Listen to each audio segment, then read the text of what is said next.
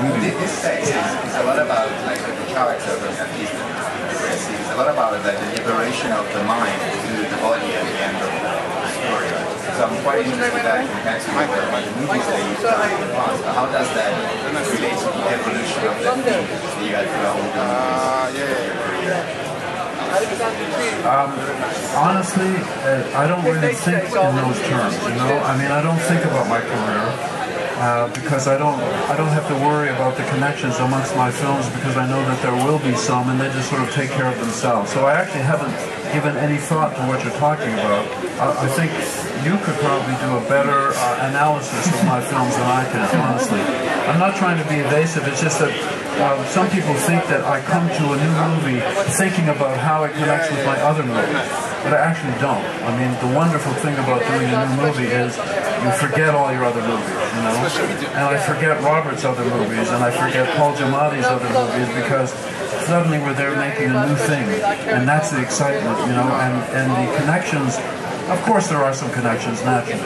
But it's not what induces me to make the movie, and that actually the realization, the awareness of those connections doesn't help me make the new movie. You understand? You had tough times sort of starting out making films like Shivers and Scanners. You're talking about... It's still tough times. Yeah, I was going to ask. No, it really is. It's still tough times. I mean, the movie that Rob and I have been talking about doing is, I've been trying to make that movie for 5 years. Yeah. And it's not easy doing any movie. I mean, it's amazing that Cosmopolis got made so quickly, really. And it only took about 3.5 years. Because it's unusual, because it's difficult, because it's not mainstream, and it's not really, you know, necessarily what everybody expects.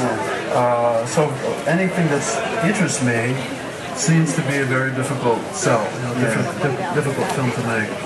But go ahead. I was just going to say that, I mean, in the case of Cosmopolis, it's kind of almost works in your favour because it really feels like an incredibly zeitgeisty film, this. And thinking that DeLillo wrote it in 2003, and since then you've had, you know, the collapse in Wall Street, the Occupy movement, even the Cream Pie, you know, has kind of happened. That's right. I mean, that's true. The movie is incredibly current.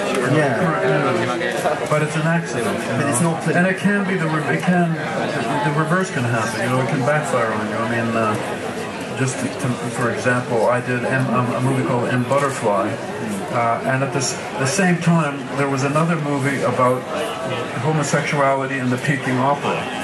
It came out at the same time, and I thought, how can that be? You know, how can two movies about this obscure subject come out at the same time? And there was also The Crying Game, which is also about a man who is deceptively looks like a woman, and you know, so.